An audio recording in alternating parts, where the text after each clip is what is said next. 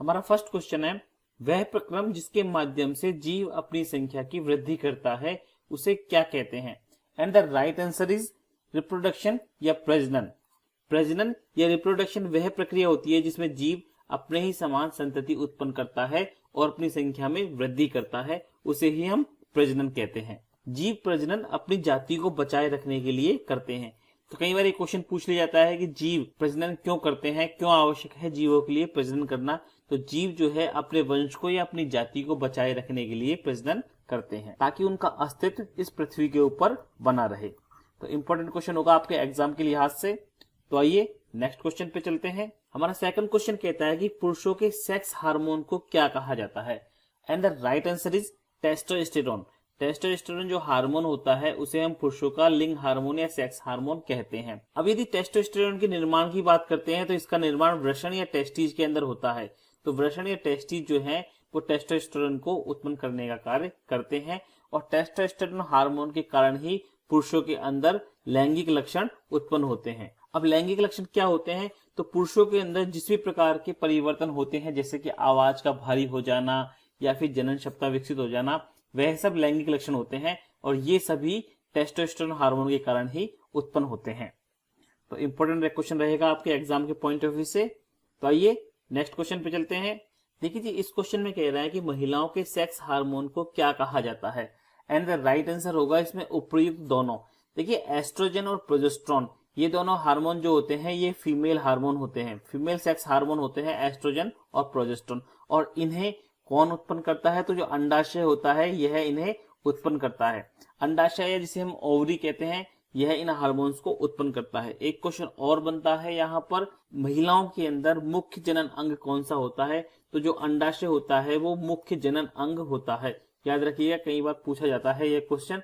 तो मुख्य जनन अंग कौन सा होता है? अंडाशय या ओवरी जो है वो मुख्य जनन अंग होता है और यह एस्ट्रोजन और प्रोजेस्टेरोन हार्मोन रिलीज करता है।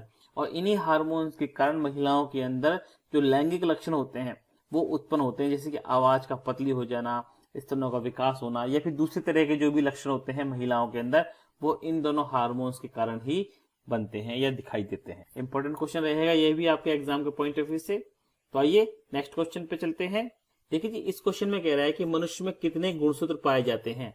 And the right answer is option C, उपयुक्त दोनों। यानी मनुष्य के अंदर 23 जोड़ी या 46 गुणसूत्र पाए जाते हैं। अब यदि मेल और फीमेल में गुणसूत्रों की बात करते हैं तो 22 जोड़ी गुणसूत्र जो है मेल और फीमेल के अंदर वो समान होते हैं, परंतु एक जोड़ी जो गुणसूत्र होता है वह गुणसूत्र मेल और फीमेल में अलग होता है। मेल में यह XY होता है जबकि फीमेल के अंदर यह XX होता है और इस गुणसूत्र को हम लिंग गुणसूत्र या सेक्स क्रोमोसोम कहते हैं। तो मनुष्य के अंदर एक जोड़ी लिंग गुणसूत्र पाए जाते हैं जो कि मेल और फीमेल में अलग अलग होते हैं। याद रखिएगा, इंपॉर्टेंट क्वेश्चन है ये। तो मेल में XY होता है जबकि फीमेल में XX क्रोमोसोम पाया जाता है। आइए नेक्स्ट क्वेश्चन पे चलते हैं। देखिए जी, इस क्वेश्चन में कह रहा है कि मासिक धर्म यानी मेंस्ट्रुएशन के स्थायी रूप से बंद हो जाने को क्या कहा जाता है? और इसका राइट आंसर है रजोनिवृत्ति।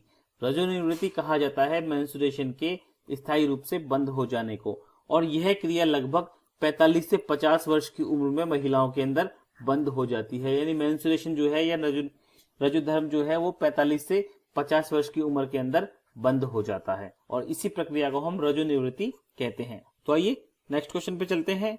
देखिए जी, इस क्वेश्चन में कह रहा है कि स्त्रियों में साधारणतया किस दिन मासिक धर्म होता है? और इसका राइट आंसर होगा 28वें दिन।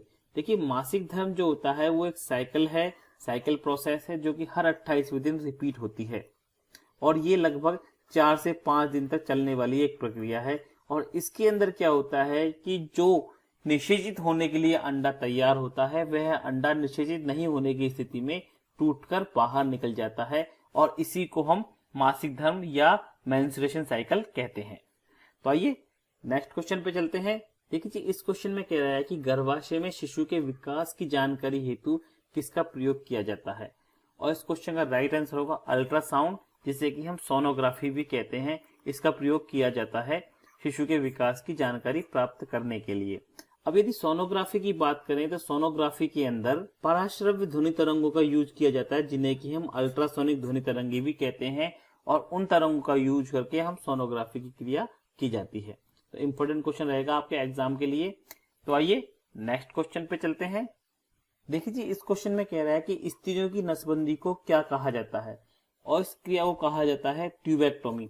देखिए, ट्यूबेक्टोमी के अंदर क्या होता है कि महिलाओं की जो फेलोपियन ट्यूब होती है, जो फेलोपियन ट्यूब होती है महिलाओं के अंदर दो, इन फेलोपियन ट्यूब्स को बंद कर दिया जाता है। यहाँ पर गांठ लगाकर किसी तरह से इन्हें, किसी भी सिस्टम से इन्हें परमानेंटली बंद कर दिया जाता है, जिसकी वजह से जो एग होता है वो स्पर्म से मिल नहीं पाता, जिसकी वजह से निषेचन नहीं हो पाता और भ्रूण नहीं ठहर पाता या भ्रूण नहीं बन पाता। तो इस क्रिया को हम ट्यूबेक्टोमी कहते हैं, या फिर इसे फीमेल स्टरलाइजेशन भी कहते हैं। फीमेल स्टरलाइजेशन भी ऑप्शन आ सकता है आपके एग्जाम में, या फिर ट्यूबेक्टोमी भी आ जाता है। तो इसे हम ट्यूबेक्टोमी या फीमेल स्टरलाइजेशन कहते हैं, और इसके अंदर हम फेलोपियन ट्यूब्स को ब्लॉक कर देते हैं। तो इंपॉर्टेंट क्वेश्चन है आपके एग्जाम के पॉइंट ऑफ व्यू से यह भी। फ्रेंड्स, जितने भी क्वेश्चंस यहाँ पर मैंने लिए हैं वे सभी क्वेश्चंस वो लिए हैं जो कि एग्जाम में पूछे जा चुके हैं, इसलिए हर क्वेश्चन आपके लिए यहाँ पर इंपॉर्टेंट है एग्जाम के पॉइंट ऑफ व्यू से। चाहे आप एसएससी की तैयारी कर रहे हैं, चाहे यूपीएससी की तैयारी कर रहे हैं, या फिर आरआरबी की या किसी दूसरे एग्जाम की तैयारी कर रहे हैं, तो सभी एग्जाम्स के लिए ये क्वेश्चंस काफी इंपॉर्टेंट हैं, क्योंकि रिप्रोडक्शन वाले पार्ट में से 1 से 2 क्वेश्चन डेफिनेटली आपसे पूछे जाते हैं हर पेपर के अंदर। तो आइए नेक्स्ट क्वेश्चन पे चलते हैं। देखिए, इस क्वेश्चन में कह रहा है कि पुरुषों की नसबंदी को क्या कहा जाता है, और इस क्वेश्चन का राइट आंसर है वैसेक्टोमी कहा जाता है पुरुषों की नसबंदी को। और वैसेक्टोमी के अंदर क्या किया जाता है कि स्पर्म ले जाने वाली शुक्र वाहिनियों को ब्लॉक कर दिया जाता है। जो शुक्र वाहिनियां होती हैं जो टेस्टिस से स्पर्म को लेकर जाती हैं या वीर्य के अंदर मिलाती हैं, उन शुक्र वाहिनियों को ब्लॉक कर दिया जाता है, जिसकी वजह से वो वीर्य को ले जाने में असमर्थ रहती हैं, और इसी क्रिया को हम पुरुष नसबंदी कहते हैं या फिर वैसेक्टोमी कहा जाता है। इंपॉर्टेंट क्वेश्चन है आपके एग्जाम के लिहाज से। तो आइए नेक्स्ट क्वेश्चन पे चलते हैं। देखिए जी, इस क्वेश्चन में कह रहा है कि पुरुषों में कितने जोड़ी टेस्टिज या वृषण पाए जाते हैं। टेस्टिज को हम वृषण कहते हैं, और वृषण जो है मनुष्य या मानव के अंदर मुख्य जनन अंग होता है। याद रखिएगा, इंपॉर्टेंट क्वेश्चन है। मुख्य जनन अंग कौन सा होता है मनुष्य या मेल के अंदर? तो टेस्टिज या वृषण जो है वो मुख्य जनन अंग होते हैं। और पुरुषों के अंदर 2 टेस्टिज पाए जाते हैं, 2 वृषण पाए जाते हैं, और ये शरीर के बाहर पाए जाते हैं। शरीर के बाहर क्यों पाए जाते हैं, यह भी कई बार पूछ लिया जाता है। देखिए, क्या होता है कि वृषण का काम होता है शुक्राणुओं का निर्माण करना या स्पर्म्स का निर्माण करना, और स्पर्म्स के निर्माण के लिए जो कम टेम्परेचर की आवश्यकता होती है, शरीर का जितना टेम्परेचर होता है उस टेम्परेचर से कम तापमान या टेम्परेचर की आवश्यकता होती है। यदि वृषण शरीर के अंदर होते तो वृषण या टेस्टिस जो है वो कभी भी शुक्राणुओं का निर्माण नहीं कर पाते, या ये शुक्राणु जो है वो जीवित नहीं रह पाते। इसी कारण से शुक्राणु जीवित रह सके, इसीलिए वृषण जो है शरीर के बाहर पाए जाते हैं। तो कई बार ये एग्जाम में पूछ लिया जाता है कि टेस्टिस जो है वो शरीर के बाहर क्यों होते हैं, तो कम टेम्परेचर के लिए या शुक्राणुओं का निर्माण वो कर सके, इसीलिए वो शरीर के बाहर पाए जाते हैं। तो आइए नेक्स्ट क्वेश्चन पे चलते हैं। देखिए, इस क्वेश्चन में कह रहा है कि महिलाओं में कितने जोड़ी अंडाशय पाए जाते हैं, और इसका राइट आंसर होगा 1 जोड़ी अंडाशय पाए जाते हैं महिलाओं के अंदर। 1 जोड़ी या फिर 2 अंडाशय पाए जाते हैं महिलाओं के अंदर। महिलाओं के जो अंदर अंडाशय होते हैं वो बादाम की शेप के होते हैं। याद रखिएगा, बादाम की शेप के होते हैं। इनका साइज होता है 2 से लेकर 4 सेंटीमीटर के लगभग। देखिए, इस तरह से 2 अंडाशय होते हैं फीमेल रिप्रोडक्शन सिस्टम के अंदर, और ये फेलोपियन ट्यूब से कनेक्टेड रहते हैं, और फेलोपियन ट्यूब आगे जाकर यूट्रस या गर्भाशय के अंदर कनेक्टेड हो जाती है, और साथ में जो यूट्रस का जो नाल होती है, ग्रीवा नाल जिसको बोलते हैं, ये बाहर वेजाइना के अंदर ओपन होती है। ठीक है, तो 2 जोड़ी अंडाशय पाए जाते हैं, और ये बादाम की शेप के होते हैं। इनका साइज लगभग होता है 2 से 4 सेंटीमीटर के लगभग। तो इंपॉर्टेंट है यह भी। तो आइए नेक्स्ट क्वेश्चन पे चलते हैं। देखिए जी, इस क्वेश्चन में कह रहा है कि मानव में निषेचन की क्रिया कहां पर होती है, और इसका राइट आंसर होगा fallopian tube. Very very important question है, ये बहुत बार एग्जाम में पूछा जा चुका है। एसएससी में लगभग कई बार क्वेश्चन आ चुका है। तो मानव में निषेचन की जो क्रिया होती है वो फेलोपियन ट्यूब के अंदर होती है। देखिए, अभी मैंने फीमेल रिप्रोडक्शन सिस्टम बनाया था। देखिए, फीमेल रिप्रोडक्शन सिस्टम में क्या होता है कि 1 जोड़ी अंडाशय होते हैं, 2 अंडाशय होते हैं, और दोनों अंडाशय जो है वो फेलोपियन ट्यूब से कनेक्टेड रहते हैं। और फेलोपियन ट्यूब जो है वो आगे चलकर जो गर्भाशय है यूट्रस में कनेक्टेड रहती है, और यूट्रस जो है आगे योनि के द्वारा शरीर के बाहर खुलता है। अब होता क्या है कि निषेचन हम किसे कहते हैं, जब अंडाशय, जब अंडाणु मतलब एग और जो शुक्राणु होते हैं वो जब आपस में मिलते हैं तो उनके मिलने की रिएक्शन को हम निषेचन या फर्टिलाइजेशन कहते हैं, और ये रिएक्शन होती है फेलोपियन ट्यूब के अंदर। यहाँ पर यह रिएक्शन होती है। अब होता क्या है कि स्पर्म जो है वो योनि के द्वारा शरीर के अंदर छोड़े जाते हैं, वो स्पर्म यहाँ से तैरते हुए आगे बढ़ते हैं और वो फेलोपियन ट्यूब के अंदर जाते हैं, और यहाँ से एग आता है और जब एग किसी भी स्पर्म से मिल जाता है तो एग के स्पर्म से मिलने की रिएक्शन को हम निषेचन कहते हैं। और यह निषेचन की रिएक्शन फैलोपियन ट्यूब के अंदर होती है। एग से यानी अंडाणु से जब शुक्राणु मिल जाते हैं तो निषेचन की क्रिया होती है और उसके फलस्वरूप बनता है युग्मनज या जाइगोट। ठीक है, याद रखिएगा, युग्मनज या जाइगोट बनता है निषेचन की प्रक्रिया के बाद में। तो इस क्वेश्चन को याद रखिएगा, ये वेरी वेरी इंपॉर्टेंट है कि निषेचन की क्रिया फैलोपियन ट्यूब के अंदर होती है। और अभी वजह से मैंने बताया था कि महिला नसबंदी के दौरान इन्हीं फैलोपियन ट्यूब्स को ब्लॉक कर दिया जाता है, जिसकी वजह से स्पर्म जो है वो अंडाणुओं से नहीं मिल पाते और गर्भ नहीं ठहरता है। इंपॉर्टेंट क्वेश्चन है आपके लिए एग्जाम के लिहाज से। देखिए जी, इस क्वेश्चन में कह रहा है कि महिलाओं में जन्म का समय निषेचन के बाद कितने समय का होता है, और इस क्वेश्चन का राइट आंसर होगा उपर्युक्त दोनों। देखिए, उपर्युक्त दोनों में है 266 दिन या 38 सप्ताह हम कह सकते हैं। तो 38 सप्ताह का कुल समय लगता है गर्भ के विकास के लिए, भ्रूण के विकास के लिए कुल 38 सप्ताह का समय लगता है।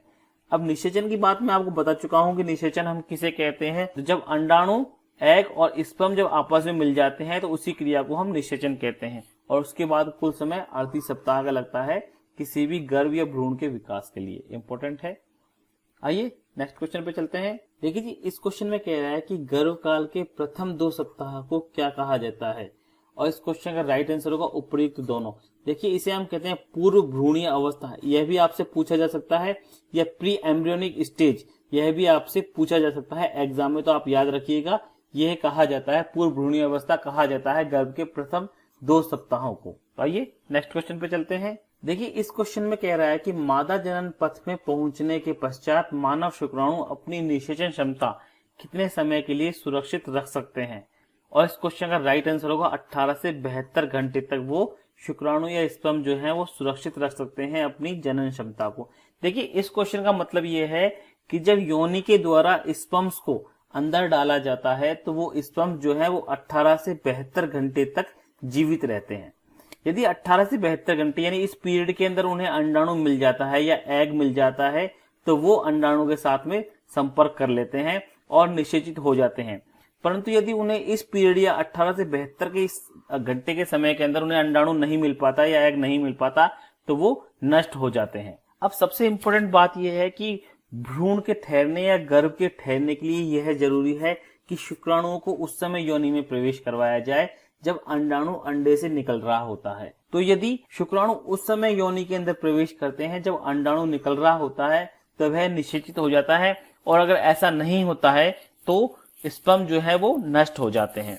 और अंडाणु के अंडाशय से निकलने का जो समय होता है वो होता है 14वें दिन, यानी जो मेंस्ट्रुएशन साइकिल खत्म होता है उसके 14वें दिन अंडाशय से अंडाणु निकलते हैं।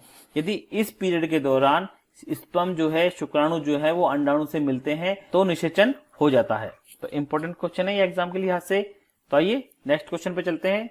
देखिए, इस क्वेश्चन में कह रहा है कि मानव भ्रूण का हृदय कब स्पंदन करने लगता है, और इस क्वेश्चन का राइट आंसर है तो अपने परिवर्धन के दूसरे सप्ताह के बाद में मानव भ्रूण का हृदय स्पंदन करने लगता है। तो आइए नेक्स्ट क्वेश्चन पे चलते हैं। देखिए, इस क्वेश्चन में कह रहा है कि कौन सा तरल मानव भ्रूण को नम बनाए रखने तथा बाहरी धक्कों से इसकी सुरक्षा करने का काम करता है, और इस क्वेश्चन का राइट आंसर होगा उपयुक्त दोनों, जिसे कि उल्व या एमनियोन कहा जाता है।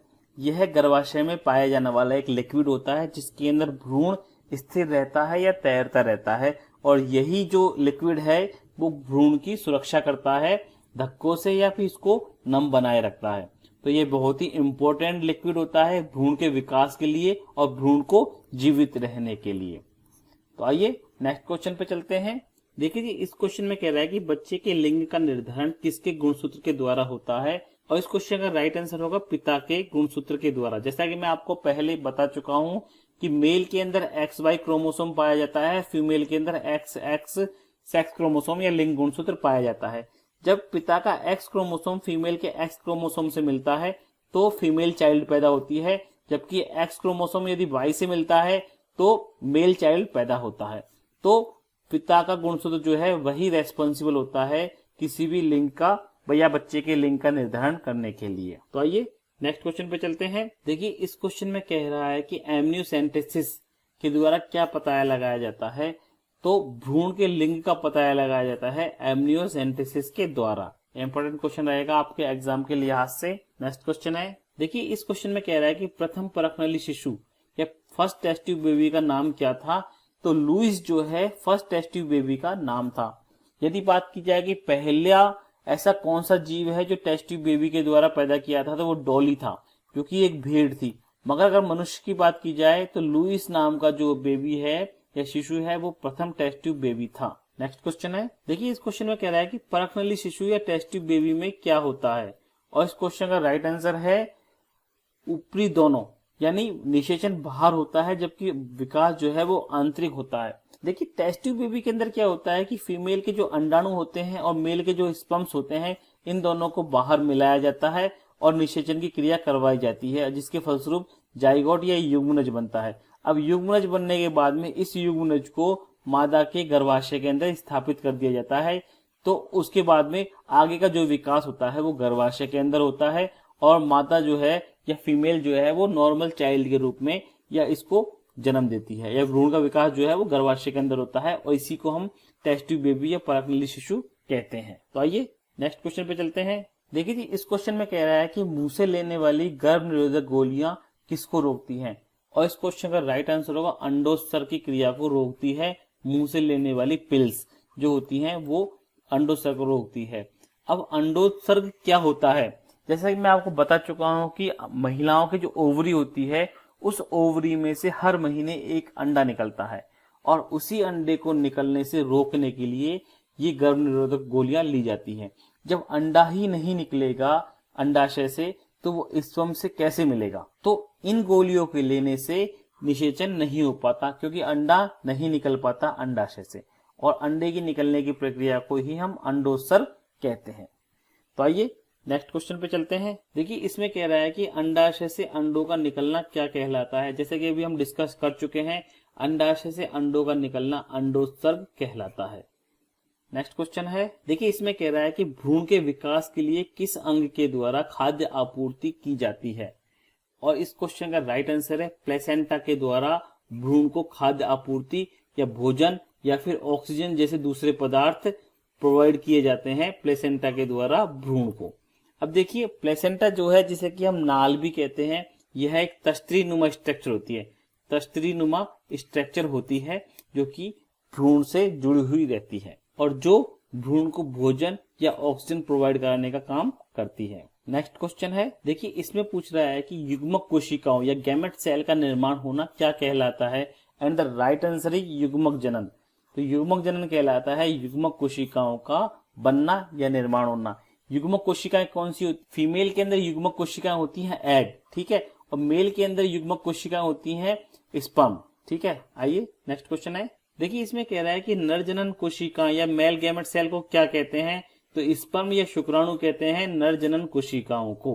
नेक्स्ट क्वेश्चन पे चलते हैं। इसमें पूछ रहा है कि मादा जनन कोशिकाएं या फीमेल गैमेट सेल को क्या कहा जाता है, तो अंडाणु कहा जाता है मादा जनन कोशिकाओं को। इंपॉर्टेंट क्वेश्चन है, बहुत बार एग्जाम में आ चुका है। फ्रेंड्स सभी क्वेश्चंस इंपॉर्टेंट है क्योंकि वही क्वेश्चंस यहाँ पर सेलेक्ट किए गए हैं जो कि एग्जाम में पूछे जा चुके हैं, इसलिए आप हर क्वेश्चन को बहुत ध्यान से देखिए और ध्यान से पढ़िए। देखिए इसमें कह रहा है कि प्रजनन या रिप्रोडक्शन का पहला चरण क्या होता है, तो युग्मक जनन होता है प्रजनन का पहला चरण, क्योंकि युग्मक अगर युग्मक ही नहीं बनेंगे या गैमेट्स ही नहीं बनेंगे या फीमेल के अंदर एग नहीं बनेंगे या मेल के अंदर स्पर्म नहीं बनेंगे तो रिप्रोडक्शन या प्रजनन कैसे होगा। तो पहला चरण होता है फीमेल के अंदर एग का निर्माण होना और मेल के अंदर स्पर्म का निर्माण होना, जिसे कि हम युग्मक जनन कहते हैं। ये फर्स्ट स्टेप होती है प्रजनन या रिप्रोडक्शन की।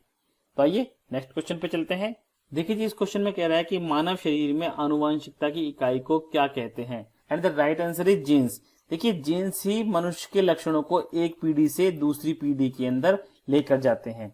अब जीन्स जो होते हैं ये जीन्स कहाँ पाए जाते हैं, ये हमारे डीएनए के अंदर पाए जाते हैं, और डीएनए जो होता है वो हमारे क्रोमोसोम के अंदर पाया जाता है। और क्रोमोसोम कहाँ पाए जाते हैं, क्रोमोसोम हमारे कोशिका के अंदर जो केंद्रक होता है उस केंद्रक के अंदर ये क्रोमोसोम पाए जाते हैं। कई बार आपसे डीएनए की फुल फॉर्म भी पूछ ली जाती है, तो डीएनए की फुल फॉर्म होती है डीऑक्सीराइबोन्यूक्लिक एसिड। इसी प्रकार से शुक्राणु है, शुक्राणु जो है वो मेल गैमेट्स है। तो फ्रेंड्स आज की वीडियो में बस इतना ही। आज हमने प्रजनन तंत्र रिलेटेड सभी क्वेश्चंस को यहाँ पर कवर कर लिया है जो कि एग्जाम में अक्सर पूछे जाते हैं। और यदि वीडियो आपको अच्छा लगा हो तो इसे लाइक करें, हमारे चैनल को सब्सक्राइब कर लें। तो फ्रेंड्स इसी तरह के इंपॉर्टेंट क्वेश्चंस के साथ में मिलते हैं अपने नेक्स्ट वीडियो में। तब तक जय भारत, जय हिंद।